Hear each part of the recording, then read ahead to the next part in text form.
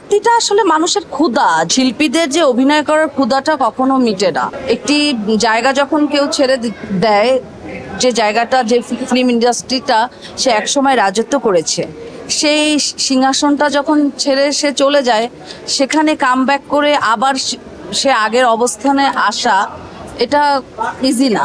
সেখান থেকে বারে বারে আমি ঘুরে ফিরে এখানে আসছি।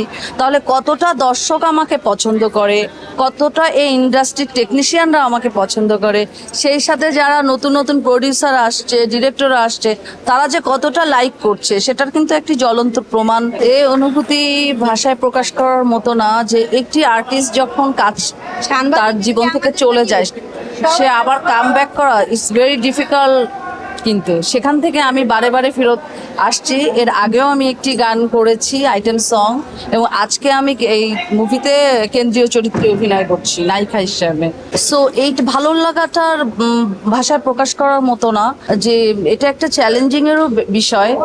একটি জায়গা যখন কেউ ছেড়ে দেয়, যে জায়গাটা, যে ফিল্ম ইন্ডাস্ট্রিটা সে একসময় রাজত্ব করেছে, সেই সিংহাসনটা যখন ছেড়ে সে চলে যায়, সেখানে কামব্যাক করে আবার সে আগের অবস্থানে আসা, এটা ইজি না।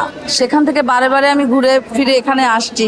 তাহলে কতটা দর্শক আমাকে পছন্দ করে, কতটা এই ইন্ডাস্ট্রির টেকনিশিয়ানরা আমাকে পছন্দ করে, সেই সাথে যারা নতুন নতুন প্রডিউসার আসছে, ডিরেক্টর আসছে, তারা যে কতটা লাইক করছে, সেটার কিন্তু একটি জ্বলন্ত প্রমাণ আমি বলি। সো অনুভূতিগুলি ভাষায় প্রকাশ করার মতো। প্রাপ্তির তো কোনো শেষ নাই। অনেক অনেক মুভি করেছি, কেন্দ্রীয় চরিত্র করেছি, আগেও অনেক মুভি করেছি। তো এখনো সেরা প্রাপ্তিটা এখনো পাইনি, ইনশাল্লাহ সামনে পাবো। আমি তো অনেক অনেক ভালো ভালো ক্যারেক্টার করেছি, কেন্দ্রীয় চরিত্রে করেছি, অ্যাকশন করেছি। তারপরে একটা মুভিতে যে ক্যারেক্টারগুলি মানে গুরুত্বপূর্ণ ভূমিকা পালন করে, সেই সব ক্যারেক্টার প্লে করেছি, প্রধান নায়িকা চরিত্র করেছি। প্রাপ্তিটা আসলে মানুষের ক্ষুধা, যে শিল্পীদের যে অভিনয় করার ক্ষুধাটা কখনো মিটে না। তো বিগত দিনের মুভিগুলি যদি আমি বলি, অ্যাকশন লেডি, জানোয়ার, পাকা খেলোয়াড়, কঠিন পুরুষ, অনেক অনেক মুভি করেছে। এই মুহূর্তে হয়তো বা যারা বেশি মুভি করে তাদের হুট করে অনেক মুভির নাম মনে থাকে না, বেশি করলে যারা। তো